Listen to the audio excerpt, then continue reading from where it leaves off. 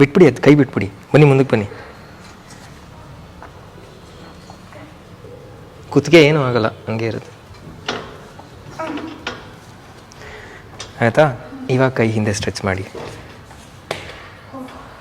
ನೀವು ಹಾಗೆ ಮಾಡಿ ಅಂತ ಹೇಳಿದ್ರೆ ಬಿದೋಗ್ತೀರಾ, ಕಾಲು ಹಿಂಗೆ ಸ್ಟ್ರೇಟ್ ಇರಲ್ಲ.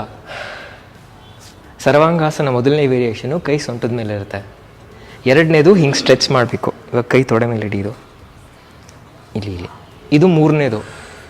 ನೀವು ಅಲ್ಲೇ ಸ್ವತಃ ಮಾಡ್ತೀರಾ ಅಂತ ಹೇಳಿದ್ರೆ ಮ್ಯಾಟ್ ಮೇಲೆ ಬಾಡಿ ಫುಲ್ ಸ್ಟ್ರೇಟ್ ಇರಬೇಕು. ಶೋಲ್ಡರ್ ಸ್ಟ್ಯಾಂಡ್ ಅಂತ ಹೇಳ್ತಾರೆ ಇದಕ್ಕೆ. ನೋಡಿ, ಭುಜದ ಮೇಲೆ ನಿಂತ್ಕೊಳ್ತೀರಾ, ಹಿಂಗೆ ಮಾಡಿದಾಗ ಮಧ್ಯದಲ್ಲಿ. ಇವಾಗ ಇವ್ರು ಹಿಂಗೆ ಇದ್ದಾರಲ್ವಾ, ಅಲ್ಲೇ ಇಟ್ಕೊಳ್ಳಿ ಕೈ.